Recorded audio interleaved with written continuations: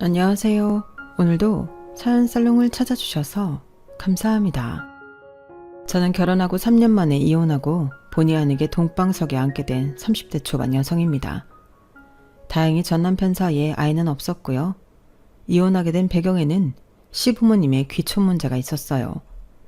제 전 시부모님들이 다른 분들에 비해 조기 은퇴를 희망하셨거든요.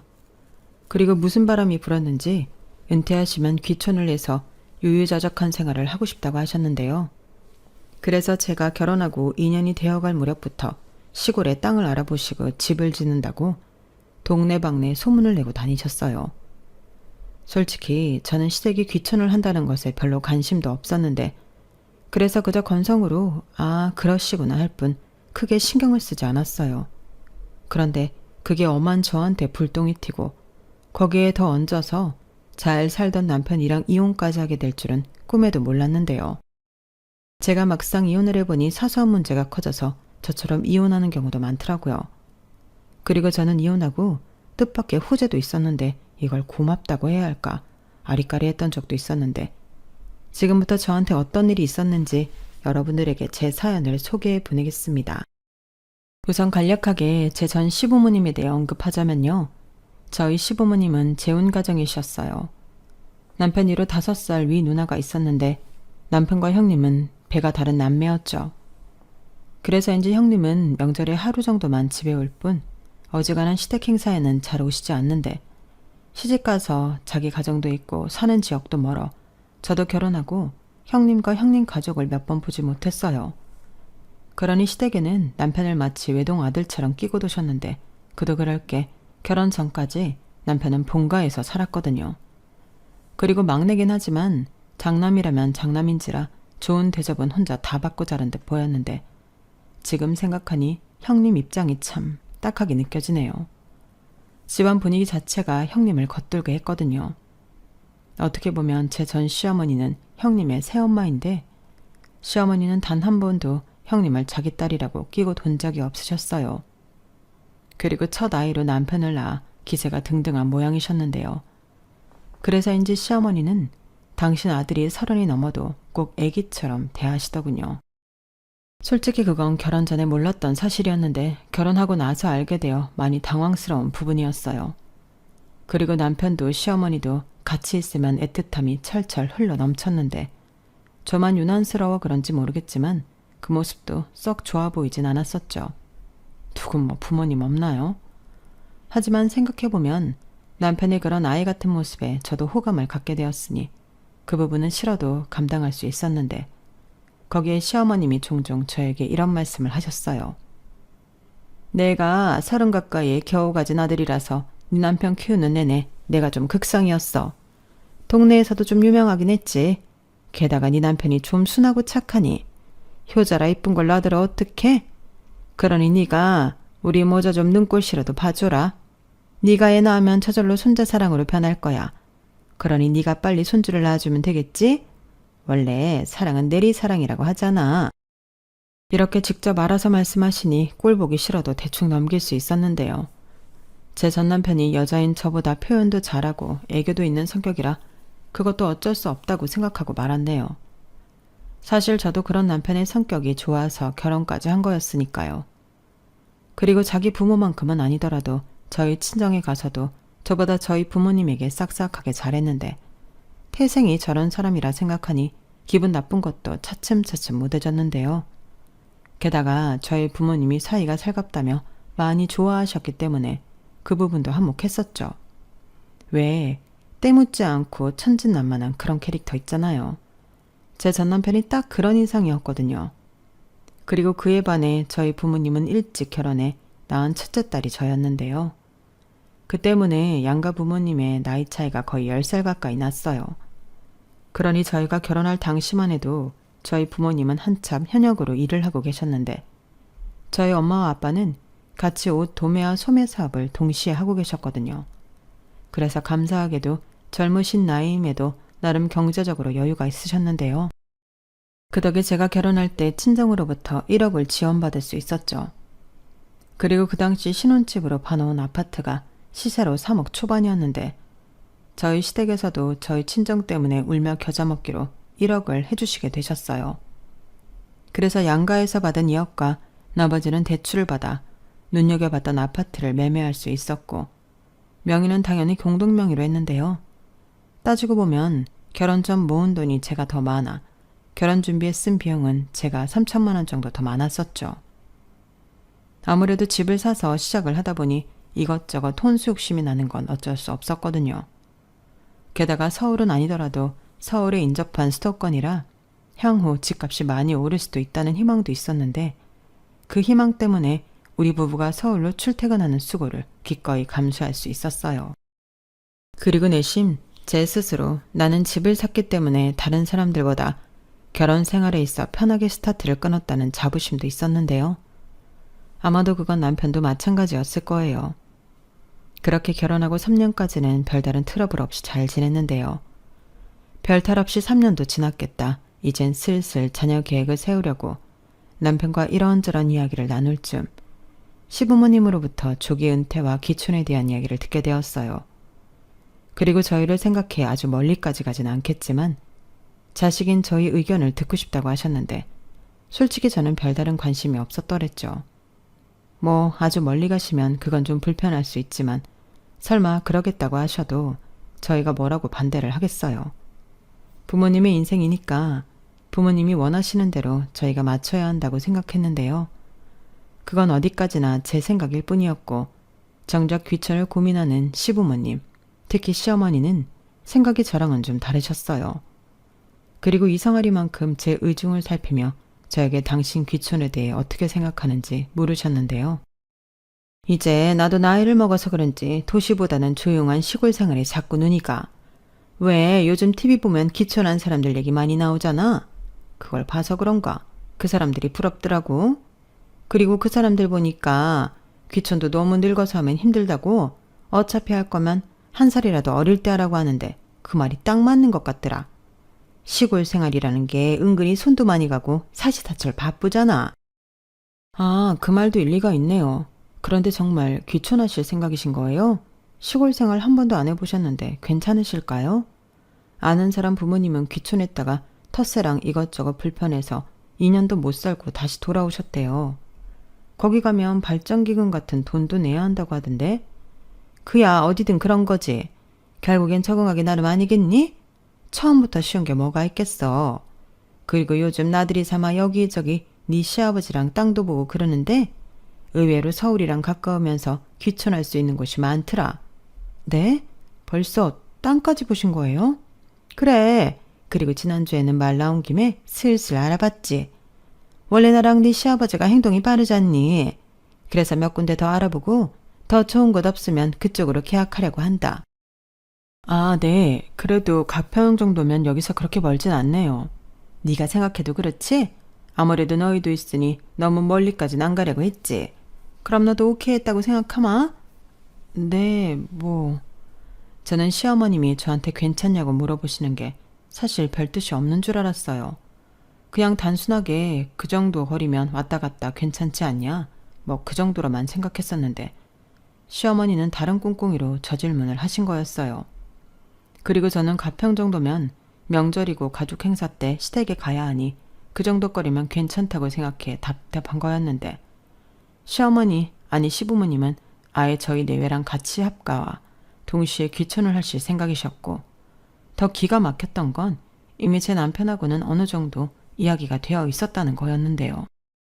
그러니까 한마디로 자기들끼리 다 얘기해놓고 저를 구워 삶을 생각이었던 거죠. 그리고 초반부터 이야기하면 제가 반대하고 일이 길어질 것 같으니 땅도 계약하고 시부모님이 살던 집까지 팔아 공사를 이미 시작해버린 후에야 본격적인 이야기를 꺼내셨는데, 그때는 정말이지 눈뜨고 코 베인 기분이었어요. 그렇게 저는 저도 모르게 그들의 꿍꿍이에 휘말리고 있을 무렵 저 나름대로 임신 준비를 하고 있었는데, 어느 한가로운 주말 남편이 시부모님 귀촌할 땅을 보러 가자고 하더라고요. 당시 시부모님은 집을 팔고 월세로 옮긴 후 안양과 가평을 오가며 한참 공사를 진행하고 있었을 때였는데요. 그때까진 아무 생각 없이 시부모님을 뵈러 간다고 생각하며 드라이브길에 올랐는데, 거기서 저를 기다리고 있던 건 황당한 이야기뿐이었어요. 그때부터 제 결혼 생활은 180도 달라졌는데, 시아버님이 저한테 그러시더라고요. 원래 계획도 그렇긴 했지만 생각보다 공사비가 참 많이 들어가는구나. 원래 내 계획은 3대가 모여 사는 2층 주택인데 돈이 부족해서 일정을 좀 당겨야 할 것 같아. 너희 지금 사는 아파트 팔면 3억 넘게 나온다지? 지금 부동산이 대체로 올랐으니 한 4억 정도 나오려나? 네? 저희 아파트 말씀이세요? 그래, 내가 좀 전에 말했잖니. 3대가 모여 살고 싶다고. 원래는 내가 내 돈으로 다 짓고 너희는 나중에 들어오라고 할 참이었는데 공사는 시작했고 돈은 부족하고 어쩔 수 없어서 말이지. 잠깐만요, 아버님. 그럼 그 3대에 저희가 들어간다는 말씀이세요? 저희 사는 아파트도 팔아서 보태야 하고요. 그래, 너는 다 알아들었으면서 뭘 다시 묻니? 석현이 너는 내가 미리 언주를 줘서 알고 있겠지만 유경이 너는 모르고 있을 것 같아서. 너희 지금 사는 아파트 공동명의잖아. 니들이 알아서 부동산 몇 군데에 집 좀 내놔라. 아버님, 죄송하지만 그럴 수는 없어요. 저는 여기 내려와서 살 마음도 없고요. 아파트를 팔다니 그건 더더욱 싫어요. 3대가 모여 사는 집이면 나머지 식구는요? 형님이요? 호모? 얘는 무슨 엉뚱한 소리야. 여기서 시집가서 잘 살고 있는 걔 얘기가 왜 나오니? 네 시아버지가 말하는 3대는 우리, 너희, 그리고 네가 낳을 애를 말하는 거야. 그럼 3대 맞잖아. 생각해봐라. 얼마나 보기 좋니? 아니요. 저는 싫은데요. 게다가 아직 태어나지도 않은 애까지 끌어들이셔도 저는 싫어요. 여기서 서울까지 어떻게 출퇴근을 하고 저는 아직 합가 생각은 해본 적도 없어요. 자기야, 너무 그렇게 흥분하지 말고 진정하고 현실적으로 생각해봐. 이 집 다 지으면 2층은 우리 전용 공간으로 빼주신다고 했어. 아예 출입문도 따로 내주신다고 했다니까. 그러면 같이 살아도 자기가 걱정하는 프라이버시 문제는 아예 없는 거야. 그리고 나는 애기 낳으면 이런 시골에서 흙 만지면서 키우는 게 맞다고 생각해. 아파트는 너무 삭막하잖아. 뭐야? 자기까지 왜 이래? 설마 나 빼고 다 얘기가 된 거야? 설마 자기가 그러겠다고 벌써 말씀드렸어? 나한테는 상의도 없이? 얘 아가, 진정해라. 너무 그렇게 부정적으로 생각할 거 뭐 있니? 사실 같이 살면 좋은 점도 많지. 너 애기 낳으면 당장 누구한테 맡길 거니? 너 이제 애기 가지려고 한다며. 그럼 네 시어머니가 다 키워줄 텐데 너는 집안일도 하지 않고 회사만 다닐 수 있으니 얼마나 좋아. 그렇게 단점만 꼬집어서 생각하지 말고 좋게 생각해라. 그리고 우리가 죽고 나면 이 집은 너희 앞으로 줄 거야. 그러니 미리부터 같이 살면 좋지. 그래 자기야. 나도 나중에 홀랑 집만 받기는 좀 그래. 우리 누가 뭐라고 생각하겠어? 가뜩이나 집에 정도 잘 못 붙이는데. 나한테만 몰아준다고 생각하지 않겠어? 근데 내가 미리부터 같이 살고 있으면 누나도 아무 말 못할 거고. 그럼 자연스럽게 상속 문제도 해결될 것 같아서 그래. 자기도 알잖아. 나랑 우리 누나 배다른 남매라 나중에 골치 아플 수 있거든. 참 멀리도 생각한다. 그래서 우리 아파트를 팔고 여기 집 짓는데 보태자는 거야? 지금 제정신이니? 나는 솔직히 아파트 생활 싫어. 닭장도 아니고 다닥다닥 붙어서 그게 뭐냐? 거기에 층간소음, 주차 문제, 쓰레기 문제까지 신경 쓸 일이 한둘이야. 근데 여기서 살면 엄마가 아빠가 다 알아서 해줄 거고 우리 애가 2층에서 뛴다고 뭐라고 할 사람도 없잖아. 그뿐이야. 우리 애는 엄마 아빠가 도맡아 키워줄 텐데 우린 2층에서 편하게 지낼 수 있지. 편하긴 뭐가 편해. 누가 보면 이미 우리한테 애라도 있는 줄 알겠다. 나 아직 임신도 안 했어. 뭘 그런 생각까지 해. 그리고 이건 너무 갑작스럽고 또 납득할 수 없어. 물론 아파트 생활 그런 불편한 점 이해해. 하지만 여기라고 불편한 점이 없을까? 됐고 이 이상 얘기는 우리끼리 올라가서 하자. 무슨 얘기를 더 해. 그냥 여기서 마무리 짓자. 솔직히 우리가 돈 안 보태드리면 공사 중단해야 해. 그래 아가. 우리가 오죽하면 너희 불러다 이런 말을 하겠니? 어머니, 이런 말 정말 외람되지만 돈이 부족하면 돈에 맞춰 하셔야죠. 2층 말고 1층, 그것도 작게 지으시면 되잖아요. 욕심을 줄이면 될 것 같은데 왜 되지도 않는 허황된 욕심을 부리세요? 3대가 모여 사느니 이런 말씀을 못 들은 걸로 할게요. 그러니 기대는 안 하셨으면 좋겠어요. 아, 유경아, 꼭 그렇게 칼로 무자르듯 해야겠니? 네가 지금 너무 갑작스러워서 반감이 들어 더 그러는 거야. 그러니 서울 올라가서 천천히 잘 생각해봐라. 우리 둘 다 너 시집살이 시킬 생각 전혀 없고 그냥 너희들이랑 같이 살고 싶어서 그래. 셋이 살다 둘이만 살려니 너무 적적하고 너희들이랑 같이 살면 복닥복닥 재미있을 것 같아 그러는데 우리 며느리가 효도한다 생각하고 마음을 좋게 써줬으면 좋겠구나. 저렇게 최대한 저에게 긍정적으로 생각해보라며 말을 빙빙 돌려 하셨어요. 하지만 시어머니의 남편은 이미 제 말에 빈정이 상했는지 불만과 서운함이 얼굴에 그대로 보였는데요. 저도 그 점에는 어쩔 수 없었어요. 사실 여기서 가장 기분 나쁜 사람은 다른 사람도 아닌 저니까요. 하지만 남편은 마치 자기가 제일 억울한 사람 마냥 집으로 올라가는 내내 입이 대빨 나와 있었는데 솔직히 저 빼고 자기 식구들이랑 저런 큰일을 도모했다는 것 때문에 저는 주둥이가 나왔든 말든 신경 쓰고 싶지 않았어요. 게다가 제가 그렇게 올라가고 화가 많이 나셨는지 시어머니가 전화와 문자로 한 소리 하셨는데요. 내용은 뭐 대충 어떻게 어른한테 그렇게 싸가지 없게 굴 수 있냐였어요. 아버님도 저한테 좋게 얘기하는데 당장 태도 고쳐먹고 시키는 대로 하라고 친히 문자까지 주셔서 저는 마음이 확고했어요. 자기 뜻대로 되지 않아 바로 저한테 저러는 시어머니인데 제가 어떻게 같이 살고 싶겠냐고요. 하지만 남편은 제가 그만큼 자기 엄마를 화나게 했다며 제 잘못이라고 했는데요. 여기서 말을 더 하면 분명 부부싸움으로 번질 것이 분명했기에 저는 그냥 너는 꺼져라 하고 무시해버렸죠. 그렇잖아요. 저는 어차피 생각을 바꾸지 않을 건데 남편과 얘기를 더해서 기분 나빠질 이유가 없으니 상대하지 않기로 했는데 그러니 저의 그런 태도에 남편이 약이 올랐는지 더 꼬라지를 내더군요. 아니 아무리 당황하고 기분이 나빠도 그렇지 어떻게 시부모님한테 다짜고짜 싫다는 소리를 할 수가 있어? 우리 부모님은 최대한 자기 기분 상하지 않게 하려고 말도 조심해야 하는데 아랫사람으로서 너무 경우 없다고 생각하지 않아? 여기서 경우를 왜 따져? 그럼 거기서 최대한 좋게 어떻게 말을 해야 맞는 건데 아무리 돌려 말해도 싫은 건 싫은 거잖아. 싫다는 소리에 기분 좋고 나쁜 게 있어? 무조건 기분 나쁘시겠지. 그래서 그렇게 막 나가는 거야? 우리 부모님한테? 그러는 자기는 내가 제일 어린 사람이라 이렇게 함부로 하는 거야? 나한테 사전에 아무 말도 하지 않았잖아. 내가 그때 얼마나 당황했는지 알아? 그날 나에 대한 배려는 아무것도 없었어. 돈 부족하니까 니들 아파트 팔아서 보태라. 대신 2층은 니들 공간으로 따로 문 달아주겠다. 내가 그럼 여기서 감사하다고 박수라도 쳤어야 하나?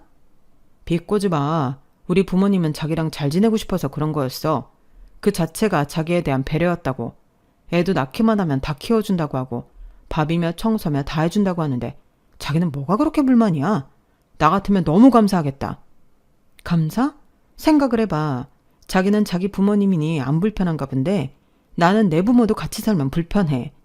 2층에 따로 공간 내어주신다고 해도 온전한 자유가 있어? 그럼 나는 2층에서 안 내려가고 따로 내주신 문으로 타인처럼 살아도 되는 거야? 아니잖아. 결국엔 나는 며느리 노릇하고 살아야 하는 건데 그게 좋겠냐? 까짓거 좀 하고 살면 안 되냐? 우리 3년 동안 신혼생활 재미있게 잘했고 그럼 이제 남은 날은 시부모님한테 잘하고 살면 좋지. 막말로 공짜도 아니잖아. 거기 집이며 땅이며 다 우리 앞으로 떨어질 텐데 자기는 미래 생각 안 해? 그렇게 멍청하냐? 뭐라고? 멍청해?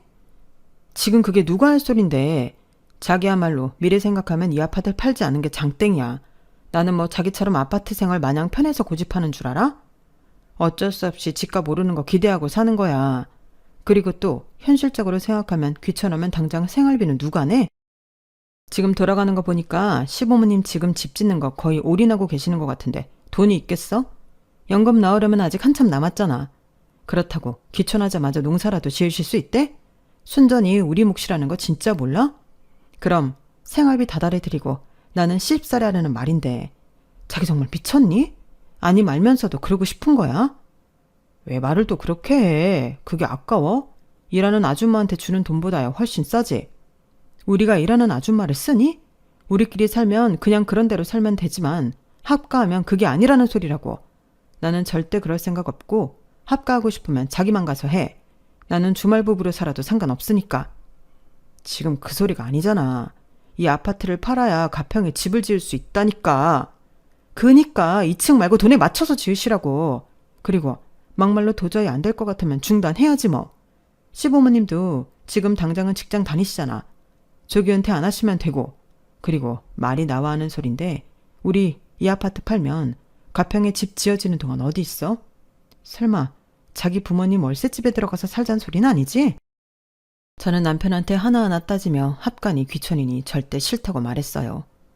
하지만 남편은 제 말에 제대로 반박도 못하면서 뿔만 나 있었는데 나중엔 저더러 지금 당장 생각하는 단순한 사람이라고 하더군요.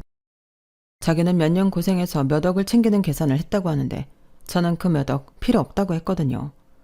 이런 말 어떻게 들리실지 모르지만 저희 시부모님 지병도 없으시고 아직 많이 젊으세요. 그런데 시부모님이 언제 돌아가실지 알고 그런 고생을 한답니까? 몇 억이 아니라 몇십억을 챙긴다고 해도 내키지 않을 일을 남편은 제가 시부모님이랑 같이 살기 싫어서 억지를 부린다고 했어요. 그러니 저만 아주 환장을 노르셨죠. 게다가 그 몇 억 중에 저희 돈이 적게는 3억, 많게는 4억이 들어가는 건데 제 입장에서는 계산도 못하는 명청이는 남편이라고 생각했죠. 그렇게 남편과 오랜 시간 신경전을 벌였어요. 급기야 얼굴만 보면 싸워대서 저는 집에 가는 것도 싫고 야근에 주말 근무까지 자처했는데 삶의 질이 말이 아니더라고요. 그에 반면 남편은 뭐가 혼자 바쁜지 전화통에 불이 나는 건 기본이고 여기저기 빨빨거리면서 다녔는데 물어보지도 않았어요. 괜히 물어봤다가 또다시 합간이 귀촌인이 있단 얘기하면서 싸우기 싫었거든요. 그리고 그러면서 자연스럽게 임신은 포기했는데요. 하늘을 봐야 별을 딴다고 남편과 감정도 좋지 않은데 임신은 생각하고 싶지도 않았어요.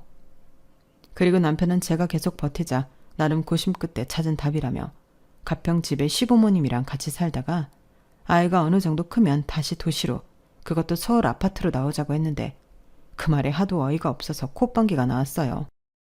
이런 말까지 진짜 하고 싶지 않은데 머리는 장식이야? 우리가 가평에서 사는 동안 아파트 값은 떨어진대? 그리고 무엇보다 우리가 무슨 돈이 있어?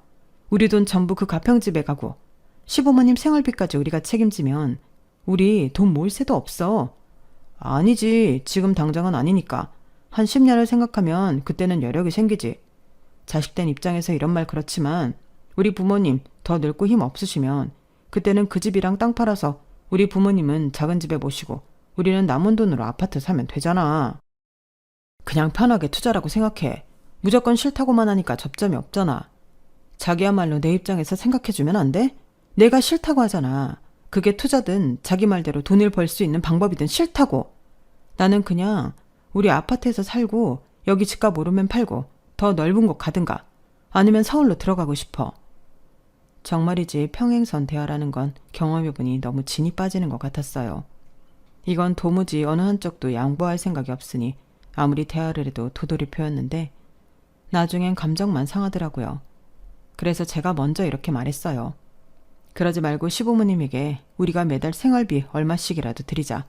한 50만 원 정도면 합가하는 대신이라고 생각하고 내가 부담할게. 뭐? 지금 장난하냐? 무슨 거지 적서네? 500도 아니고 50 주면서 닥치고 가만히 있으라고? 너 나랑 우리 부모가 우습게 보이냐? 내가 언제 그랬다고 그래. 싫으면 싫다고 하면 그만이지 왜 성질을 내? 나는 자기랑 이제 그만 싸우고 싶어서 나름 묘안을 낸 거야. 싫으면 말어. 그래 싫어. 너만 싫으면 나도 싫다. 나는 돈보다 자기 마음이 더 싫은 거야. 아니 자기 원래 이런 여자였어? 내가 아주 여자 보는 눈이 삐었네. 뭐라고? 지금 말 다 했어? 전날 저희 부부는 결혼한 이후 제일 크게 싸웠어요. 그동안 쌓인 감정도 있는데 저런 막말까지 들으니 그 순간은 저도 화를 참을 수가 없었거든요. 그래서 그날 이후 각방까지 쓰게 되었고 그렇게 한 달 넘게 서로를 미워하고 지내다 보니 저는 감정적으로 너무 힘들었어요. 오죽하면 살도 7kg나 빠졌는데 친정 부모님이 무슨 일 있냐고 걱정하시더라고요. 그래서 힘든 마음 의지라도 하고 싶어 친정 부모님에게 그간의 마음고생한 일을 모두 털어놓았고 저희 부모님은 화가 머리 꼭대기까지 올라갔는데요. 아니 무슨 그런 말도 안 되는 고집을 부려? 지금 니들 사는 아파트에 엄연히 따지면 우리 돈 1억이 있는 건데 니들 신혼집 얻으라고 준 거지? 네 시댁 귀촌집 지으라고 내준 게 아니잖아. 안 되겠다. 당장 네 신랑 불러라. 됐어. 나는 이제 너무 지쳐서 계속 이렇게 사는 게 맞나 싶은데 괜히 그 사람 불러다 니네 부모한테 혼났니 어쩌니 빌미주고 싶지 않아. 그래 아빠도 같은 생각이다. 니들 어차피 아직 애도 없고 아니다 싶으면 하루라도 빨리 갈라서. 아빠는 네가 하는 선택이면 그게 설마 이혼이라도 찬성이다. 원래 합가든 귀촌이든 마음 맞아서 해도 뒤에 탈이 날 확률이 높은데 왜 싫다는 사람한테 강요를 해? 그 양반들 그렇게 안 봤는데 아주 경우가 없구만. 내 말이 사람들이 진짜 너무 이기적인 거 아니야? 막말로 이건 돈 싸들고 와서 한현우를 타라는 거야. 내 딸을 뭘로 알고. 전날 저희 친정 부모님은 굉장히 화가 나셨어요. 그 모습을 보니 죄송하기도 하고 또 내 편이 둘이나 있다는 안도감도 들었는데 친정 부모님까지 저리 말을 하니 남편이 자기 고집을 꺾지 않는다면 이혼밖에는 답이 없겠다 생각이 들더군요. 그리고 최대한 여러 사람 의견을 듣고 싶어 친구며 회사 동료며 붙잡고 하소연하며 말했는데 어느 누구도 저더러 너무했다는 사람은 없었어요. 물론 제 측근들이라 당연히 제 편을 들어주겠지만 이건 누가 봐도 저를 구워 삶아 돈도 뺏고 저한테 굳은 일 다 시키며 당신은 어른이라고 편하게 지낼 생각밖에는 보이지 않은 거였죠. 그래서 남편에게 나인지 부모님인지 유치하지만 선택하라고 했고 남편은 1초의 망설임도 없이 부모님이라고 말해 우리는 합의 이혼하기로 결정했어요.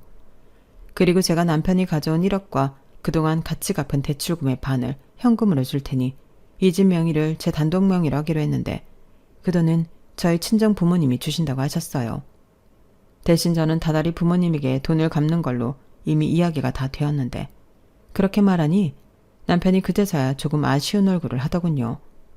그리고 자기도 생각할 시간을 달라고 하더니 며칠 후 시부모님이 저희 집에 들이닥치셨는데요. 말 그대로 좋게 오신 게 아니고 들이닥치셔서 저에게 막말을 퍼부으셨어요. 예, 너 진짜 해도 해도 너무한다. 누가 보면 내가 너 잡아먹으려고 같이 살자고 하는 줄 알겠어. 나는 그저 좋은 마음으로 제안한 건데 꼭 이렇게까지 해야겠냐? 네 남편도 원하는데 그냥 너도 못 이기는 척 들어와야지. 제가 왜요? 저는 싫어요. 싫은데 참고 남편 뜻에 따르라고요? 두고 좋으라고요. 그래도 그렇지. 이미 진행 중인 공사를 너 때문에 중단할 수는 없는 노릇이지 않니? 가족끼리 그런 것도 이해를 못 해줘? 네가 이렇게 시간 끄는 동안 공사는 무한 연기되고 우린 매달 월세 내면서 좁은 집에서 지내고 있는데 이렇게 이도저도 안 되면 그때는 어쩔래? 책임의식 이런 거 못 느끼니? 제가 왜 그 문제에 책임의식을 느껴야 해요? 말은 바로 하셔야지. 애당초 제 의견 묻지도 않고 진행하신 게 문제인 거잖아요. 저 바보 아니에요. 제가 아버님 어머님 속을 모를 것 같아요? 공사 전에 저한테 물으면 제가 싫다고 할 테니 일 저지르고 이젠 어쩔 수 없다고 몰아가려 하신 거 저 다 알아요. 근데 제가 싫다고 하니까 가운데서 애가 타시는 거잖아요. 야, 이게 아주 싹퉁머리가 없네. 그래, 네가 오죽 우리한테 그런 모습을 보였으면 우리가 그런 생각까지 했겠냐? 시부모님이 이만저만 하다고 하면 토달지 말고 알겠다고 하면 모두가 평화로울 일을 너는 왜 이렇게 혼자 튀는 거야? 그렇게 네가 잘났냐? 이혼? 누구 좋으라고 이혼을 해? 그래요? 그럼 소송할게요. 저는 더는 피곤하고 싶지 않아서 돈 계산할 것도 없고 각자 들인 돈만 챙겨서 좋게 헤어지자는 거였는데 이렇게 된 이상 저도 뭐 끝까지 가보죠. 이참에 저 힘들게 한 거 위자료도 좀 챙기고요. 뭐야? 위자료? 시어머니는 제가 한 위자료라는 말에 뚜껑이 열렸는지 제 머리채를 잡으셨어요. 그리고는 제가 자기들을 쭉 무시해왔다며 그동안 참았다며 잡은 머리채를 마구마구 흔드셨는데 이런 말이 과격하게 들릴 수도 있는데 머리가죽이 벗겨지는 고통이 밀려오더라고요.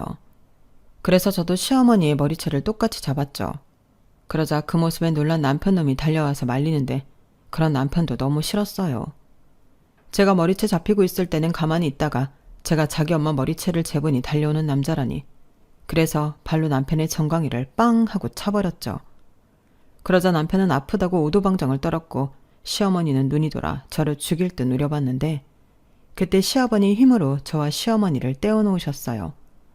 그리고 이런 일로 이혼은 절대 안 된다고 하셨는데요. 저는 솔직히 그 말도 이해할 수 없었네요. 이렇게 볼 거 못 볼 거 다 봤는데 이혼을 안 하고 어떻게 산답니까? 그래서 저는 무조건 한다고 큰소리 쳤어요. 저희 친정 부모님도 같은 생각이고 사회 불러다 한 소리 하라는 거 내가 헤어질 사이니 하지 말라고 했다며 각자 하고 싶은 대로 하자고 했는데요. 그제야 남편놈이 자기는 정말로 저랑 이혼할 생각은 없었다며 마음을 바꿔달라고 했어요. 그리고 시부모님이 돌아가시고 나서는 이를 키울 생각은 전혀 없었다며 뒤늦게 자기 부모 부른 것 또한 미안하다고 사과를 하는데 오만 정이 떨어져서인지 마음이 움직이지 않았죠. 오히려 머리채까지 잡혔는데 최대한 빨리 정리하고 싶었고 3일 시간 줄 테니 합의 이혼할 건지 소송할 건지 결정하라고 하면서 이 집에서 나가라고 했는데요. 돈은 최대한 빨리 결정해주면 바로 입금해주겠다고 했어요. 그러자 시부모님이 돈이 급하긴 급했는지 이제 포기할 것 같지 않다며 사실상 합의 이혼 뜻을 밝혔고 저는 최대한 빨리 줄 거 주고 합의 이혼과 면행 변경을 진행했는데 누군가는 그 집에 안 좋은 기억만 있는데 뭐하러 유지하냐며 팔아버리라고 했지만 저는 그러고 싶지 않았어요. 게다가 남편놈이 마지막에는 자기가 가져온 돈만 챙기는 건 계산에 안 맞는다며 집 시세만큼 따져서 반절을 달라고 했는데 그게 싫으면 집을 팔아서 정리하자고 하더군요. 그래서 더럽고 치사해서 달라는 대로 줬어요. 아니 저희 친정아빠가 달라는 대로 준다고 하라고 하더군요. 그리고 저는 그 집 월세 주고 친정 부모님 집으로 들어갔는데요. 애당초 그럴 생각이었어요. 거기서 나온 월세는 친정 부모님한테 드렸고 그렇게 이혼하고 제 위치에서 2년 동안 열심히 살았는데요. 제 안목이 맞았는지 그 집이 2년 사이 많이 뛰어 저는 그 집을 처분했어요.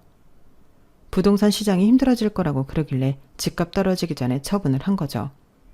그리고 친정 부모님한테 빌린 거 다 갚고도 제 앞으로 4억이라는 돈이 생겼는데 이게 웬 로또인가 싶어요.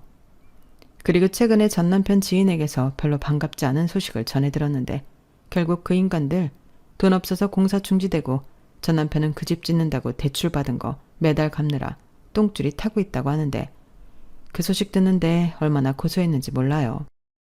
집 짓는 일이라는 게 그렇게 물 쓰듯 돈이 들어간다고 하더니 그 말이 딱이더라고요.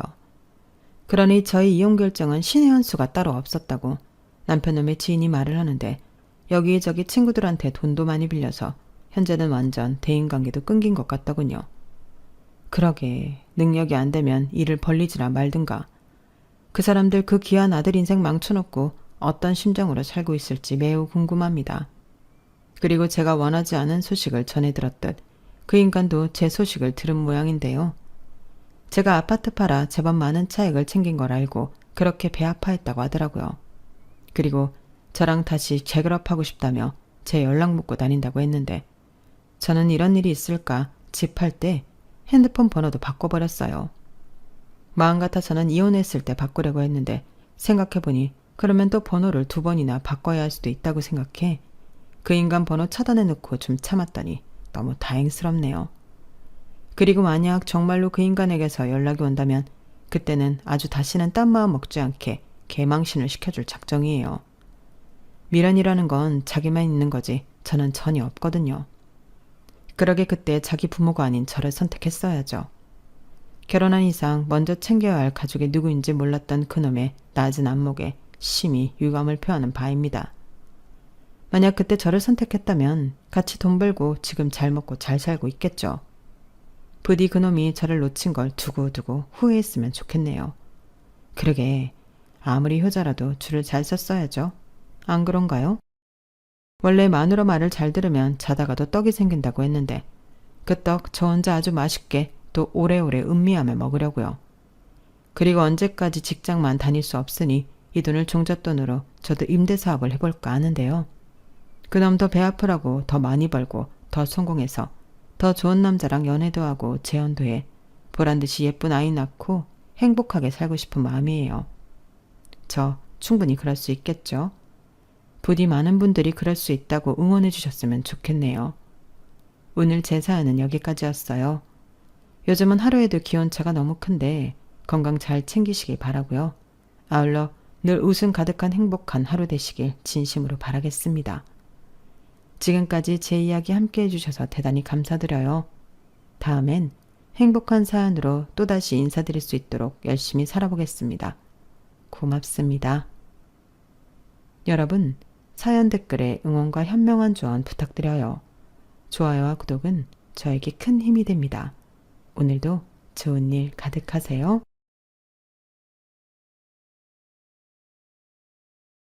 안녕하세요. 오늘도 사연 살롱을 찾아주셔서 감사합니다. 저는 올해 63살이 된 싱글 여성입니다. 직업은 가정의학과 의사고요. 현재 엄마를 모시고 단둘이 살고 있어요. 그리고 지난 3월 조카딸이 결혼을 해서 처음으로 하객이 아닌 이모로 한복을 입고 식에 참석을 했는데요. 그게 참 기분이 묘했어요. 아무래도 저는 결혼도 하지 않고 아이도 없다 보니 조카를 시집 보내는 게 꼭 자식을 결혼시키는 그런 기분이 들었는데, 왜 결혼식 시순 중에 신랑 신부가 부모한테 맞절하는 순서가 있잖아요. 그때 제 동생이 어찌나 울던지 그 모습에 저도 펑펑 울어버렸어요. 그러니까 저는 정작 주인공인 조카 때문에 운 게 아니라 제 동생 때문에 눈물이 터진 건데요. 저랑 동생이 좀 남들과는 다른 인연이거든요. 미리부터 말씀드리자면 저랑 동생은 피 한 방울 섞이지 않은 자매입니다. 그리고 현재 제가 모시고 사는 엄마 역시 저랑은 피 한 방울 섞이지 않은 모녀지간인데요. 그렇다고 제 동생과 저희 엄마가 친모녀 관계도 아니에요. 이렇게 얘기하니까 진짜 이상하게 들리는데, 그래도 우리 셋은 남들이 뭐라고 하든 가족이라는 이름 아래 서로를 진심으로 아끼고 사랑하는 사이인데, 어떻게 보면 저에게 동생과 엄마는 가족 그 이상인지도 모르겠어요. 그 두 사람은 제가 삶을 포기하고 싶은 순간마다 저를 붙들어준 생명의 은인이거든요. 그리고 지금 어릴 때 저를 떠올리면 그렇게 안쓰럽고 기거할 수가 없는데, 지금부터 롤러코스터보다 더 굴곡졌던 제 사연을 소개해 보겠습니다. 저는 태어나 보니 엄마가 없었어요. 저희 엄마가 미혼모로 저를 낳고 자기만 살겠다고 저를 아빠한테 버리고 사라졌거든요. 그리고 저는 아빠가 아닌 할머니 손에 걷어져 아무것도 모르고 자랐는데, 그나마 할머니는 저에게 정을 주고 키우셨죠. 어릴 때 기억이 많지는 않지만 할머니가 늘 저를 살뜰히 챙겨주신 것은 기억이 나거든요. 하지만 할머니는 저에게 친모에 대한 이야기는 그 어떤 말도 해주지 않으셨는데, 제가 친모에 대해 알게 되었을 때는 초등학교 입학 때문에 아빠와 살게 되면서부터였어요. 그리고 아빠는 이게 다 너 때문이야. 난 아직 장가도 못 갔는데 너 때문에 여자도 못 만난다고. 누가 이딸린 남자를 좋아하겠냐? 라며 저를 미워했는데, 당시 아빠는 중고차 사업을 하고 있었어요. 그래서 그나마 돈은 좀 있던 모양이었는데 부모로서 자질은 없는 그런 사람이었죠. 그리고 자기는 여자도 만나고 장가도 가고 싶은데 저라는 혹이 있어 그러지도 못한다고 제 탓을 했는데, 그러다 제가 초등학교 3학년 때 처음으로 새엄마가 생겼어요. 새엄마는 TV에 나오는 여배우처럼 참 예쁜 사람이었는데 저보다 5살이나 어린 여자아이와 함께 저희 집으로 들어왔죠. 그리고 늘 혼자만 있던 저에게 따뜻한 밥과 따뜻한 온기를 나눠줬는데요. 저는 그때가 꿈만 같았어요. 특히 언니 하면서 저만 졸졸 따라다니는 동생을 저는 정말 좋아했는데요. 평소 동생 있는 친구가 많이 부러웠거든요. 정작 친구들은 동생을 마냥 귀찮아했지만 저는 그런 동생 있는 친구들이 부러웠어요. 늘 함께 있고 잠도 같이 자며 어디든 함께 가는, 나도 그런 동생이 있으면 소원이 없겠다고 생각했거든요. 그런데 하루아침에 하늘에서 뚝 제가 원하는 여동생이 생겼는데, 그래서 저는 새엄마가 참 좋았죠. 엄마는 말도 상냥하게 하고 손재주가 좋아서 뜨개질로 뚝딱 원피스도 만들어주고 머리도 예쁘게 묶어줬는데, 그 뒤 저는 학교에서도 유명인사가 되었어요. 뭐 좋은 의미의 유명은 아니었지만 그렇게 애들이랑 어른들이 저만 보면 수군거리더라고요. 어머, 쟤다 쟤. 누구? 쟤가 왜? 너 쟤 몰라? 쟤 3반의 꼬질이잖아. 정말? 쟤가 그 꼬질이라고? 우리 엄마가 그러는데 쟤 아빠가 이번에 시장가 가서 쟤 새엄마 생겼대. 그래서 쟤 요즘 완전 공주라니까. 샤랄라 원피스도 입고 학교 오고 머리도 디스코 머리 하고 오는데 다른 애인 줄 알았잖아. 와, 정말? 신기하다. 무슨 엄마 하나 생겼다고 애가 그렇게 바뀌어? 그치, 나도 놀랐다니까. 근데 쟤네 아빠 좀 그래. 우리 엄마가 그러는데 쟤 아빠 완전 바람둥이래. 여자가 월화수목 금토일이 있다나? 진짜? 그럼 쟤 새엄마는? 몰라. 근데 그럼 그 새엄마 언제 또 바뀔지 모르는 거 아닌가? 이런 식으로 애 어른 할 것 없이 이런저런 나쁜 소문이 들렸는데, 그렇다고 그런 아이들과 싸우지도 못했어요. 저는 그만큼 소심했고 또 싸움을 해서 문제가 커지면 새엄마가 정말로 다시 우리 집을 나갈 수도 있다고 생각해 속은 상처투성이임에도 불구하고 겉으로는 늘 웃고 다녔어요. 그러니 아이들과 어른들은 더 제 얘기를 아무렇지 않게 했는데, 한 번은 학교 끝나고 집에 가려는데 저희 새엄마랑 동네 아주머니가 머리채를 잡고 싸우고 있었어요. 아마도 그 아주머니가 수군거린 소리를 듣고 저희 엄마가 화가 난 것 같았는데 그때 동생은 울고 있다가 저를 보자마자 달려왔죠. 그날 새엄마는 아무렇지도 않다는 듯 냉장고를 털어 맛있는 반찬을 만들어 제 앞에 밀어줬는데 그때 봤어요.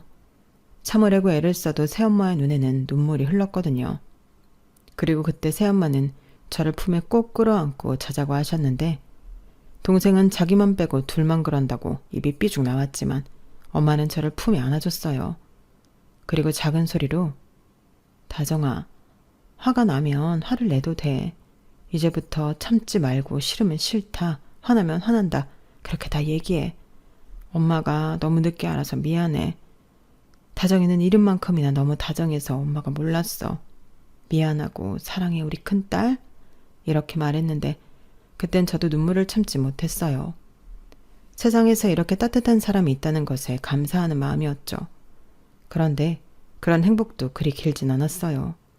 아빠가 사업을 핑계로 소문처럼 다른 여자들을 만나고 다니더니 그 중에 사람을 잘못 만나 가지고 있던 사업체며 돈 같은 걸 모두 사기당했죠. 그 뒤로 집은 난리가 났고 저희 가족은 번듯한 양옥집에서 화장실도 없는 지하 단칸방으로 이사를 갔는데 그때부터 아빠는 술만 마시며 살았어요. 그러다 술에 취하면 폭력적으로 변했는데 그땐 아무도 말릴 수가 없었죠. 그리고 그때는 새엄마가 저랑 동생을 데리고 밖으로 도망치듯 나갔는데요. 그러다 아빠가 잠이 들면 집에 들어가야 했었죠.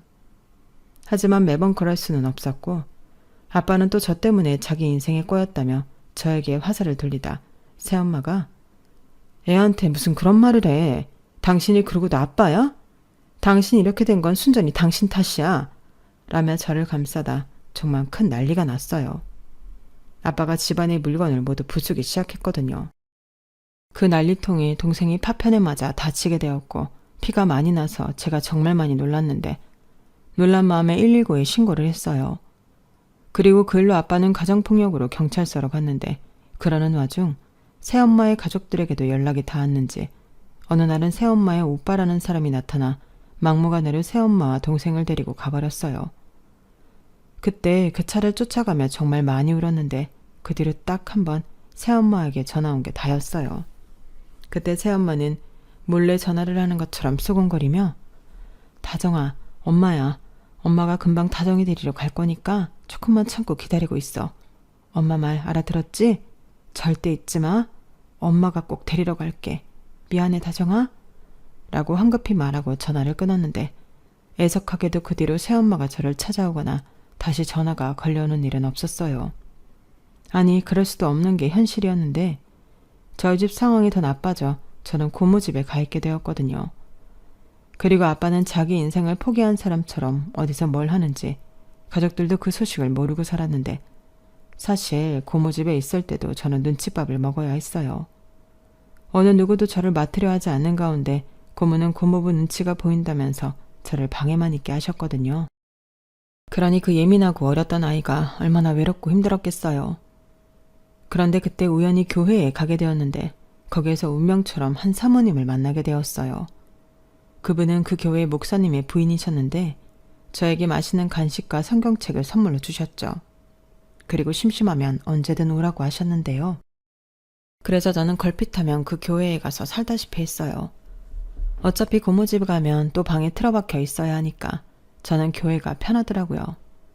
그리고 거기서 스스로 공부하는 방법도 터득했는데요. 그때 사모님이 이렇게 말씀하셨어요. 우리 다정이는 머리가 참 좋구나. 다정이처럼 똑똑한 아이는 조금만 노력하면 공부를 참 잘할 수 있을 텐데 이번 참에 공부를 열심히 해보렴. 공부요? 근데 공부하려면 돈이 필요하지 않나요? 저는 돈이 없는데. 공부하는데 왜 돈이 필요해? 다정이의 의지와 마음만 있으면 공부는 언제든 할 수 있지. 그리고 공부를 잘하면 불가능한 것들도 전부 할 수 있어. 네? 불가능한 것도 이루어져요?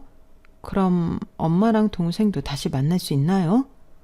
그럼 우리 다정이가 공부를 열심히 해서 성공하면 분명 만날 수 있지. 이용하면 큰 성공을 해서 유명해지면 더 좋고 유명하면 TV나 신문에도 나오잖아. 그럼 다정이 엄마랑 동생이 그걸 보고 찾아올 수도 있고 와, 그럼 저 공부할래요. 그때 저는 그게 희망이라고 생각하고 미친 듯이 교과서를 달달 외웠어요. 모르는 게 있으면 사모님과 사모님 아들이 가르쳐줬고 저는 또 그걸 까먹지 않으려 줄노트에 줄이 보이지 않도록 적고 또 적으며 공부를 했죠. 그러다 전혀 생각지도 못한 소식이 전해졌어요. 그건 경찰서에서 온 연락이었는데 고모 말에 의하면 저희 아빠가 길에서 사망해 있었다는 연락이었죠. 그래서 가족이 와서 신원 확인을 해줘야 한다고 했는데 고모는 그때도 오빠라고 하나 있는 게 죽는 그날까지 이렇게 사람을 귀찮게 해. 이럴 거면 내 앞으로 돈이라도 좀 남겨주고 가든가. 에휴, 내 팔자야.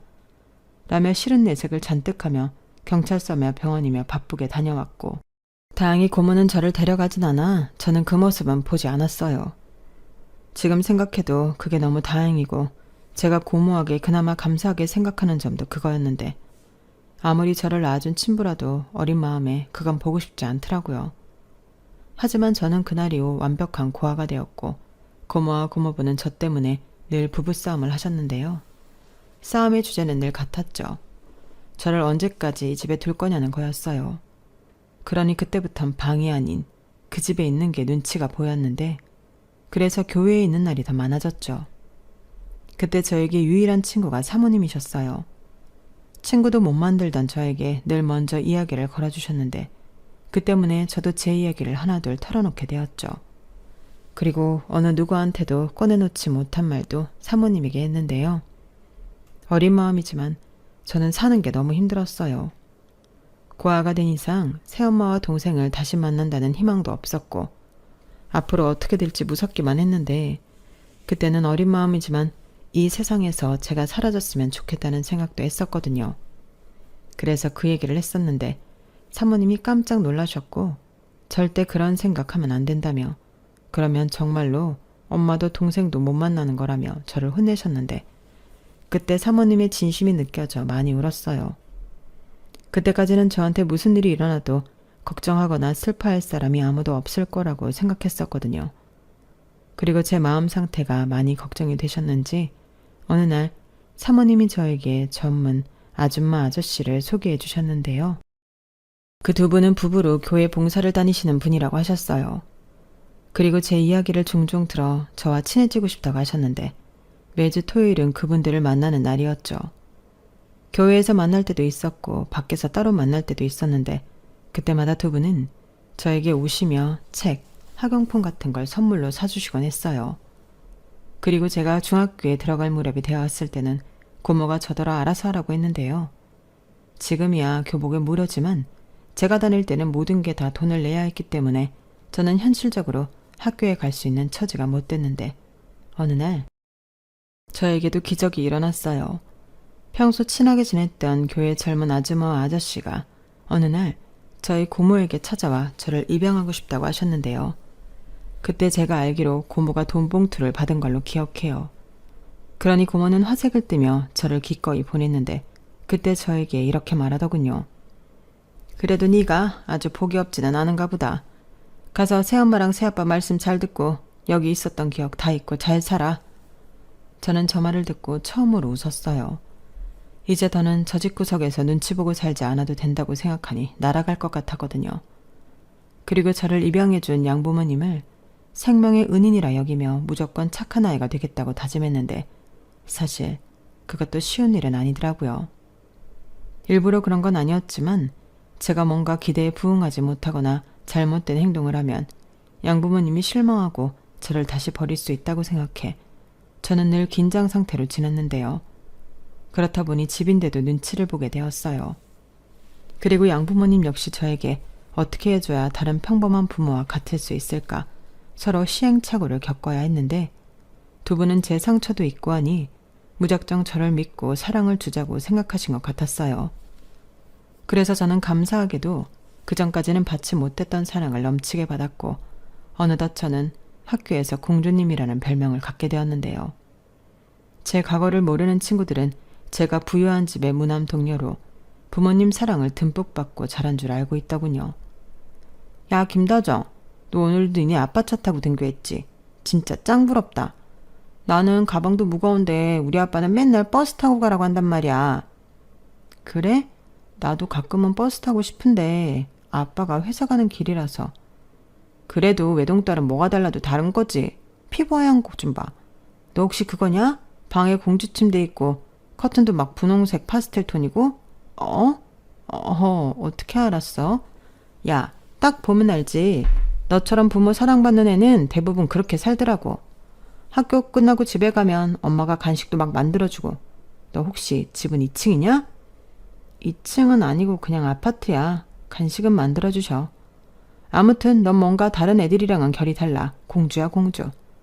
저 말을 듣는데 저는 그날 하루 종일 기분이 이상했어요. 그전까지 제 삶은 비참하게 그지없는 그런 아이였는데 제가 하루아침에 공주가 되어 있었으니까요.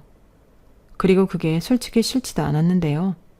그냥 그렇게 저를 모르는 아이들에게 저는 원래부터 그런 아이라는 인식으로 남고 싶더라고요. 그리고 저는 마음 한편에 동생과 새엄마에 대한 그리움을 품고 있었는데 양부모님이랑 함께 살고부터는 그것도 내색하지 못했죠. 어쩐지 그러면 양부모님을 배신하는 것처럼 느껴져 그저 표현하지 못했는데요. 그때도 그런 생각을 했어요. 언제고 어른이 되면 그때는 내가 직접 새엄마와 동생을 찾겠다고요. 어쩌면 누군가는 피가 섞인 진짜 가족도 아닌데 그렇게까지 할 필요가 있었냐고 생각하실 수도 있을 텐데요. 저에겐 처음으로 가져본 엄마와 동생이기 때문에 누가 뭐라고 하든 내 엄마, 내 동생이라고 생각했어요. 그리고 그런 마음을 가졌다고 해서 양부모님에 대한 마음이 거짓이나 가식은 아니었는데요. 양부모님에겐 자식으로서 할 도리를 다하자고 스스로 다짐했었죠.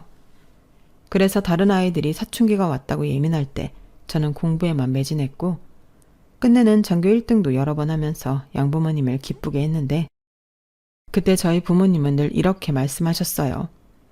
아, 우리 딸 정말 장하다. 어떻게 이런 아이가 우리 딸이 되었지?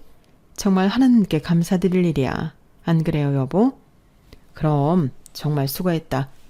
엄마랑 아빠는 그저 네가 건강하고 행복하게만 자라면 소원이 없다고 생각했는데 네가 이렇게 우릴 기쁘게 해주는구나.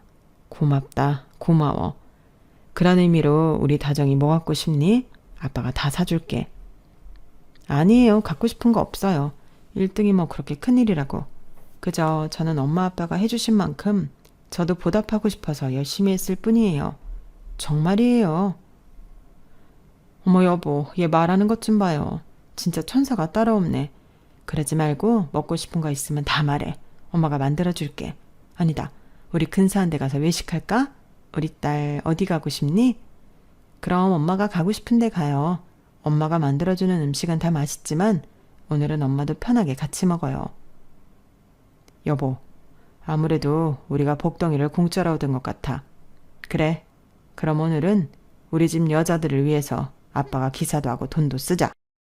참 지금 생각해도 저 때는 제가 세상 부러울 사람이 없었던 것 같아요.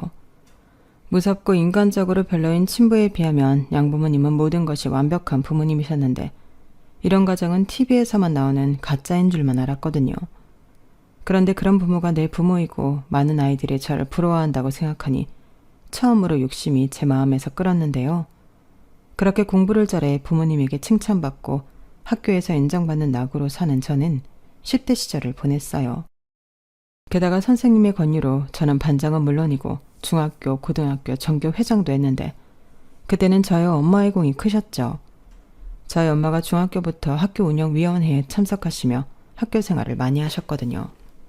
그래서 저희 엄마 덕에 저는 회장까지 하며 학교 생활을 했는데 저희 엄마는 은근히 제가 공부를 잘하니 의대에 가길 소망하셨어요. 저희 외갓집엔 할아버지부터 삼촌들까지 의사가 많았는데 엄마는 의사가 되고 싶었지만 그러지 못했다고 하셨거든요.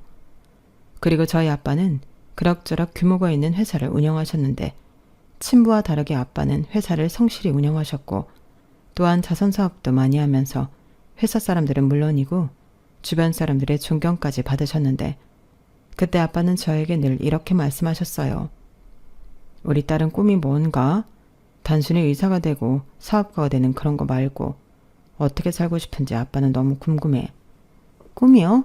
원래 꿈은 장래희망 같은 거 아니에요? 아니지. 그건 네 말대로 장래희망이지 꿈이 될 순 없는 거잖아. 아빠는 꿈을 이루기 위해 회사를 차렸다. 아빠는 돈을 많이 벌어서 좋은 일을 많이 하는 사람이 되고 싶었거든. 만약 그때 돈을 벌지 않고도 좋은 일을 할 수 있는 방법을 알았다면 아빠는 어쩌면 다른 인생을 살았을지도 몰라. 이렇듯 아빠는 네가 어떻게 살고 싶은지가 궁금해. 아, 저는 그냥 다시는 돈 때문에 힘들지 않고 가족이랑 헤어지지 않는 그런 평범한 생활을 하고 싶어요. 그리고 아빠가 어떻게 생각할지 모르지만 엄마의 바람도 이루어드리고 싶고요. 엄마의 바람? 의사 말이니? 네, 솔직히 의대에 가겠다는 생각은 없었는데 엄마가 못 이룬 꿈을 제가 이루고 싶거든요. 저는 엄마를 무척이나 사랑하니까요. 이거 네 엄마 들으면 너무 행복하다고 또 울겠다. 어떻게 그런 생각을 했어? 아빠 서운하려고 안 해? 헤이, 아빠는 딱히 제가 뭔가 됐으면 하는 것도 없잖아요. 아, 하나 있다. 제가 행복해지는 거. 맞아, 그래. 우리 딸 뭐가 되어도 좋으니까 하고 싶은 거, 되고 싶은 거, 만나고 싶은 사람 다 만나고 이루렴. 아빠도 알아. 네가 먼저 헤어진 가족을 그리워하고 있다는 걸. 그건 아마 네 엄마도 알고 있을 게다. 그리고 우리는 그게 당연하다고 생각해. 그리고 언젠가는 만날 수 있을 거라고 믿는다. 아빠. 저는 저때 아빠의 말을 듣고 깜짝 놀랐어요. 사실 정말 몰랐거든요. 저 역시 단 한 번도 내색한 적이 없는 일인데 두 분 역시 전혀 내색하지 않다 저런 말을 하시니 제가 놀랄 수밖에 없었죠. 그리고 아빠는 자기도 백방으로 찾아보겠다며 저에게 약속을 하셨는데요. 그때 이런 생각을 했어요. 이 두 분은 물리학적 부모님은 아니지만 진짜 내 부모님이시구나. 이런 생각을 하니 저도 점점 두 분을 위해 살겠다는 마음보다 두 분과 함께 행복하게 살고 싶다는 또 다른 꿈을 꾸게 되었는데 그 후로 10년 뒤 아빠는 갑작스러운 암 선고를 받으며 저희 가족과 이별하게 되셨어요. 그때 저는 의대에 진학하고 또 국시를 보는 등 참 바빴는데 그래도 아빠가 가실 때는 어엿한 의사가운을 입은 의사가 되어 있었죠. 그리고 전적으로 아빠 옆에서 케어하며 아빠와 있는 시간을 1분 1초라도 허투루 쓰지 않으려 했는데요. 그때 엄마는 많이 우셨지만 저에게 많이 고마워하셨어요. 다정아, 나는 요즘 부쩍 네가 우리한테 온 게 선물 같다. 사실 나는 불임이라 아이를 낳을 수 없었는데 아이를 포기할 수는 없었거든. 그때 네 아빠는 둘만 살아도 좋고 또 아이를 입양해 키워도 좋다고 했는데 나는 다 싫었어. 근데 교회 사모님에게 네 얘기를 듣고 너를 만났는데 그냥 네가 좋더라. 그게 시작이었지. 너라면 내가 진짜 낳은 내 딸처럼 키울 수 있을 것 같았거든. 알아요. 엄마는 늘 저에게 진심이셨어요. 그래서 늘 감사했고 또 은인이라고 생각했고요. 아니야, 나도 처음엔 그런 줄 알았는데 지금 생각해보니 네가 내 은인이고 또 훈장이야. 네가 잘 커져서가 아니라 이런 순간에 네가 없었다면 내가 얼마나 외롭고 힘들었을까 그런 생각을 하니 내가 그동안은 오만했구나 그런 생각을 했어. 아니에요. 엄마가 오만하다니 말도 안 돼. 아니야. 그리고 너무 늦게 알아서 이제 너무 미안해. 우리 딸이 있어서 아빠는 병원에 있어도 항상 든든하다고 했거든. 그동안은 자기도 바쁘고 딸도 바빠서 같이 있는 시간도 잘 없었는데 지금은 매일 같이 있을 수 있다고 자랑까지 하더라. 다른 가족은 면회 시간밖에는 같이 못 있잖아. 아빠는 그게 정말 좋았나 봐. 엄마도 너무 고맙고. 아유, 뭘 그런 걸 가지고. 당연한 거죠. 자식인데. 엄마는 제 말에 무슨 말을 하고 싶었던 것 같았지만 이내 아무 말도 하지 못하고 눈물을 흘리셨어요. 그리고 여느 자식들이 그러겠지만 약해진 부모를 보니 새삼 내가 어른이고 내 부모를 감싸줘야겠다는 생각이 들었는데 그렇게 아빠는 생각보다 오래 병원 생활을 하시고 편안한 얼굴로 임종을 맞이하셨어요. 그리고 그때 저에게 그동안 고맙다고 또 가족을 못 찾아줘서 미안하다고 하셨는데 저는 그저 사랑한다는 말로 아빠를 꼭 끌어안아드렸죠. 그리고 정말로 웃는 얼굴로 마지막을 보내셨는데 저희 엄마도 아빠와 고맙다며 눈물에 작별을 하셨어요. 그렇게 아빠를 떠나보낸 저와 엄마는 예전보다 서로를 더욱 의지하며 돈독하게 지냈는데 아무리 바빠도 집에 혼자 있는 엄마를 위해서 저는 꼬박꼬박 집에 들어가 밥도 먹고 잠도 잤어요. 설령 한두 시간밖에 잠을 잘 수 없다 해도 엄마 얼굴을 보고 오는 게 저한테는 무척 중요한 일이 되었는데 그때 비로소 저는 엄마한테 말을 놓고 여느 딸처럼 투정을 부리는 그런 평범한 딸이 되었죠. 그리고 엄마는 한동안 힘들어 하시더니 교회에 열심히 나가서 봉사도 하시고 기도도 하시며 다시 안정을 찾아가셨는데 그때부터 저에게 시집을 가라고 잔소리를 하기 시작하더니 여러 선자리를 알아오셨는데요. 저는 싫다고 엄마랑 계속 같이 있을 거라고 거절했지만 저희 엄마는 막무가내셨어요. 그러지 말고 가서 얼굴만 보고 와. 싫어. 가뜩이나 시간 없어 죽겠는데 왜 그런데 시간을 써? 그리고 엄마는 원래 나 시집 보내는데 별 관심도 없었잖아. 그래, 그랬는데 생각해보니까 아니더라고. 너 나 없으면 그땐 어떡할래? 너도 의지할 다른 가족이 있어야지. 무슨 소리야. 왜 그런 쓸데없는 생각을 해? 엄마가 왜 없어? 그런 말하면 나 진짜 화낸다. 됐고 어떤 선자리를 가져와도 안 나갈 거니까 그런 줄 알아. 엄마는 괜히 이상한 말만 하고. 이런 식으로 저는 결혼할 생각은 정말 없었는데 물론 그렇다고 연애도 하지 않거나 그러진 않았어요. 사람 마음이라는 게 그럴 때는 통제가 되는 게 아니잖아요.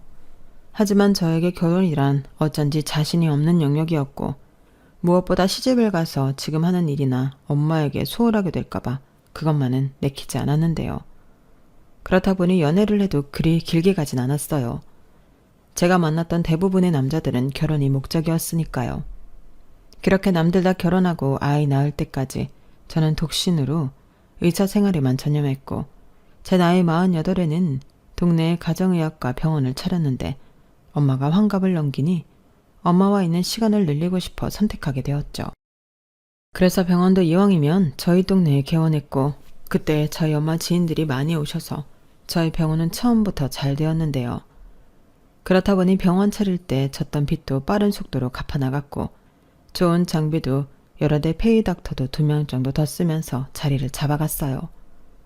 그렇게 정신없이 살다 보니 저는 어느덧 환갑을 맞이할 나이가 되었고 엄마는 여든을 코앞에 두게 되었는데 엄마 눈에는 제가 아직도 어려 보이는지 계속 결혼 타령을 하시더라고요. 자기 나이도 있고 건강도 예전 같지 않으니 더 잔소리가 심해졌어요. 하지만 이 나이에 결혼을 하는 것도 너무 웃긴 일이라 엄마, 이젠 내가 시집가고 싶어도 날 받아줄 남자가 없어. 지금 결혼해봤자 얼마나 같이 산다고 라며 너스레를 떨면서 농담처럼 말하는데 그러면 엄마는 아니라며 네가 어때서? 너는 지금도 애기지. 네가 마음만 먹으면 엄마가 좋은 남자 찾아볼게 하며 저를 어린애 취급을 하셨는데 주변에서 그러시더라고요. 원래 엄마 눈에는 자식의 나이도 또 주름도 보이지 않는다고요. 그리고 그 말이 저는 싫지 않아 엄마에게 더 어리광을 부리곤 했는데 그러던 어느 날이었어요. 그날은 명절을 코앞에 둔 마지막 진료일이었는데 시기 탓인지 정말 많이 바빴죠. 그리고 드디어 마지막 환자가 대기하고 있었고 저는 얼른 진료를 마치고 집에 가서 엄마랑 음식하며 쉴 생각을 하고 있었는데 그때 간호사가 익숙한 이름을 호명하더군요. 저는 얼른 접수 사태를 봤어요. 김소원, 나이만 53세. 그걸 보는데 뭔가 뒷골이 쭈뼛하고 사는 것 같았죠. 헤어졌던 동생 이름과 나이가 같았거든요. 하지만 세상 아래 그런 우연은 있을 리가 어렵기 때문에 저는 그저 그동안 잊고 있던 동생에 대한 마음인 줄만 알았는데 그때 한 중년의 여자가 제 앞에 앉았어요. 그리고 저는 여느 환자들에게 건네는 말처럼 안녕하세요. 어디가 불편해서 오셨나요? 라고 물었는데 그때 저를 똑바로 쳐다보며 그 환자가 이렇게 말을 했죠. 안녕하세요. 제가 목을 많이 쓰는 직업이라서요. 목 좀 보고 싶어서요. 그리고 가정의학 가면 오래전에 생긴 흉터도 치료할 수 있나요? 제가 어릴 때 생긴 상처가 있어서. 아, 어디 한번 볼까요? 대체로 어릴 때 생긴 상처는 피부 전문 병원에 가서야 치료가 가능할 텐데요. 저는 환자가 내민 손목 흉터를 봤어요. 그리고 기분이 조금 이상해졌는데 그때 그 환자가 멈칫하고 있는 저에게 어릴 때 저희 아빠가 던진 물건 파편에 다쳤는데 그때 피가 많이 났었어요. 그때 저희 언니가 119를 불러서 병원에 가긴 했는데 흉이 져서 라고 하는데 저는 아무 말도 아니 숨이 쉬어지지 않았죠. 그리고 어떻게 할 수도 없이 눈물이 차올랐는데요. 그때 그토록 듣고 싶었던 그 말이 제 심장에 박히고 말았어요. 언니? 나야 언니 동생. 설마 나 잊어버린 거야? 소원이니? 정말 내 동생 김서원 맞아? 그래, 언니는 무슨 자기 동생도 까먹고 그러냐? 진짜 실망이야. 저는 믿을 수 없는 그 순간을 지금도 가슴 저릿하게 기억합니다. 그리고 그날 얼마나 울었는지 밖에 있던 간호사와 다른 방에 있던 의사들이 몰려왔는데요. 저희 사연을 알고는 모두 울음바다가 되었어요. 오죽하면 진료 오신 환자분들도 축하한다며 눈물 섞인 박수를 보내주셨는데 제 인생에 이런 날이 올 줄은 꿈에도 몰랐죠. 사실 부끄럽지만 아빠가 돌아가시고 정신없이 살다 보니 새엄마와 동생을 찾는 것도 잊고 살았거든요. 아니, 그 정도 노력했는데 되지 않았으니 이건 어쩔 수 없는 거라며 포기했었는데 이렇게 동생이 자기 발로 저를 찾아올 줄은 정말로 몰랐어요. 그리고 겨우 눈물을 멈추고 벌게진 눈으로 동생 얼굴을 보는데 통통했던 볼살과 유독 동그랗던 눈이 그대로인 영락없는 제 동생이었는데요. 옷자락에 변호사 배지가 눈에 띄더군요. 그래서 제가 놀란 눈으로 변호사 배지를 가리켰는데 동생은 빙그레 웃으며 이렇게 말했어요. 내가 이 배지 달려고 얼마나 노력했는지 알아? 무려 3수를 했다고. 그리고 죽기 살기로 공부하고 변호사 배지 단 후에 또 죽어라 언니 찾아다녔어. 근데 언니는 뭐 하느라 나도 동생도 안 찾았냐? 그게 나도 찾았는데 찾을 방법이 없어서. 그럴 줄 알고 내가 이렇게 찾아왔지. 이게 바로 변호사의 정보망이라는 거야. 그거 불법은 아닌 거지? 어허, 나를 뭘로 보고? 물론 살짝 연줄도 있긴 했지만 불법은 아니야. 근데 나 정말 놀랐다. 우리 언니가 이렇게 훌륭한 의사가 되어 있을 줄이야. 나도 놀랐다. 네가 변호사라니. 엄마도 많이 기뻐하셨겠다. 아, 엄마는 어디 계셔? 건강하시지? 그게 사실은 말이야. 동생은 참았던 눈에 다시 눈물을 흘리며 새엄마 이야기를 하기 시작했어요. 새엄마는 15년 전에 돌아가셨는데 그때도 찾지 못한 큰딸을 그리워하고 또 미안해하시며 그렇게 눈을 감았다고 하더라고요. 그리고 이혼으로 동생에게 언니를 꼭 찾으라고 했다는데 동생은 저랑 달리 결혼도 하고 아이도 있어 저를 찾는 게 본의 아니게 오래 걸렸다고 했어요. 저 역시 그 말을 듣는데 눈물이 나왔고 찾아도 내가 먼저 찾고 새엄마 가시는 길에 함께 했어야 했다는 죄송함에 한동안 고개도 들지 못했는데요. 그날 저녁 저희 자매는 참 많은 이야기를 하며 그간의 살아온 이야기를 했네요. 외갓집에 가서도 저 못지않게 눈치와 구박 속에 힘들었던 이야기와 끝내 새엄마와 동생이 몰래 집을 나와 저를 찾아다닌 이야기부터 파란만장이라는 말이 무색할 정도였는데 새엄마는 집을 나왔을 때부터 천식으로 고생을 하고 계셨다고 했어요.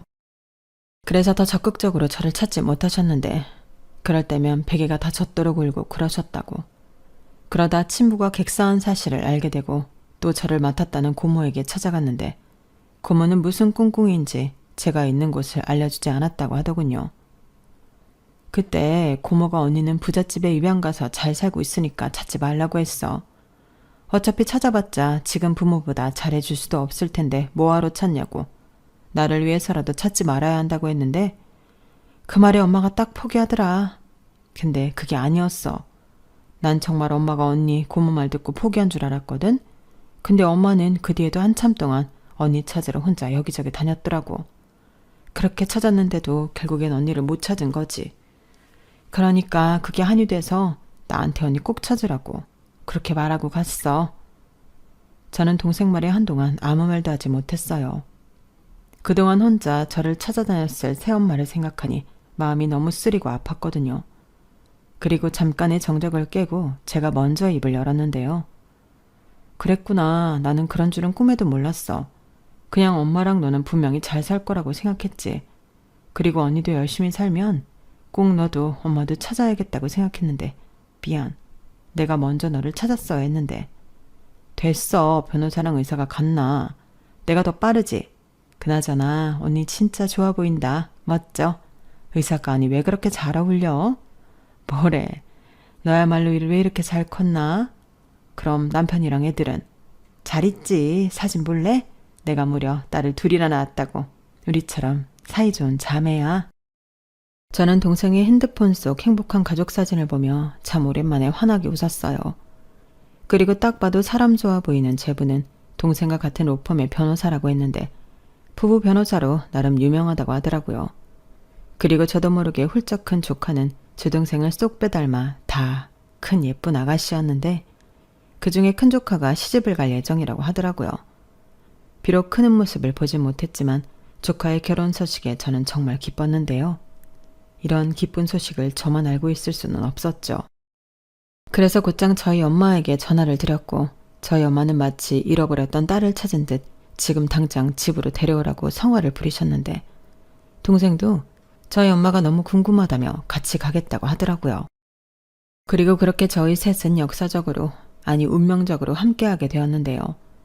저희 엄마는 눈물을 흘리며 제 동생을 보자마자 따뜻하게 안아주시며 이렇게 말씀하셨어요. 네가 소원이구나? 아유 예쁘게 생겼네. 어서 와. 내가 많이 기다렸는데 드디어 이렇게 얼굴을 보네. 고맙다. 이렇게 만나러 와줘서 너무 고마워. 저희 엄마의 따뜻한 환대에 제 동생은 처음엔 어쩔 줄 몰라 했는데 나중엔 돌아가신 엄마 생각이 났는지 다시 눈물을 흘렸어요. 그리고 사연을 듣게 된 저희 엄마는 제 동생에게 또 이렇게 말씀하셨는데요. 그럼 어쩔 수 없이 내가 또 친정 엄마가 돼야겠네. 사실 나는 친정 엄마, 처갓집 그런 거 굉장히 하고 싶었거든. 근데 다정이 저게 시집을 안 간다고 하니 내가 그 꿈을 이루지 못했는데 이젠 소원인 이 덕에 나는 꿈을 이룰 수 있을지도 모르겠다. 혹시 내가 너무 부담스러운가? 초면인데 주책이지? 아니에요. 저는 너무 감사한걸요. 언니 엄마면 저한테도 엄마죠. 저도 딸이 언니처럼 딸이 되어들어도 괜찮을까요?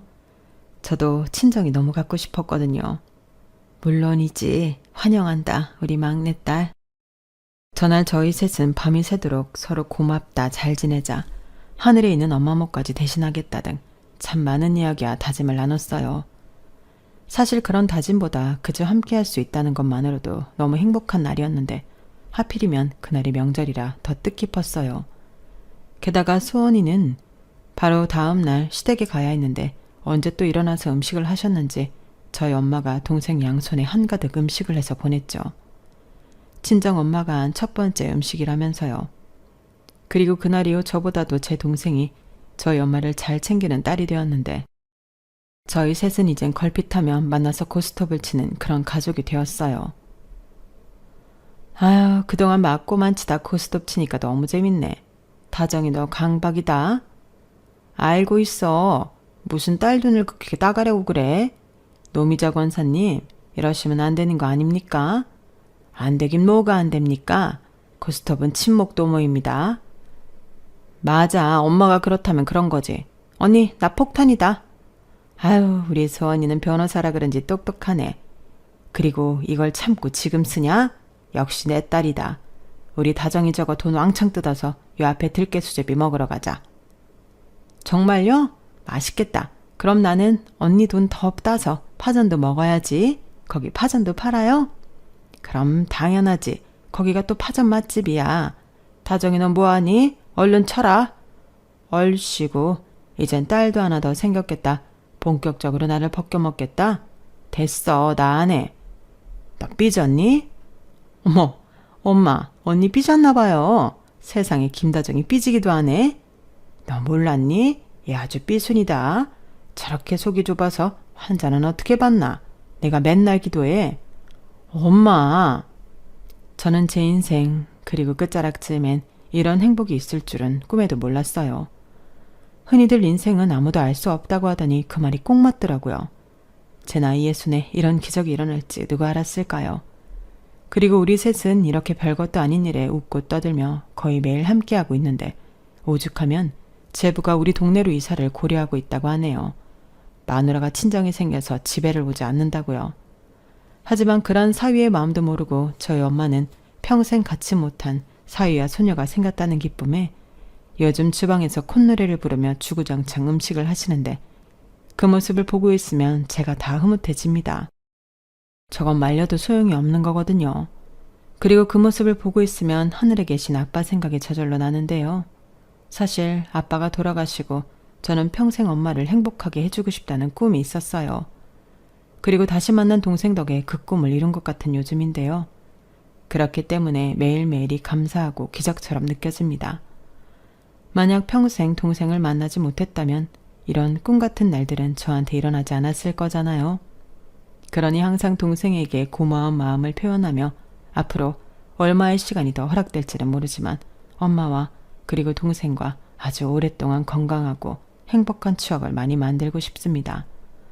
더 빨리 만나면 더 좋았겠지만 더 늦지 않아 너무 다행인 제 사연은 여기까지예요.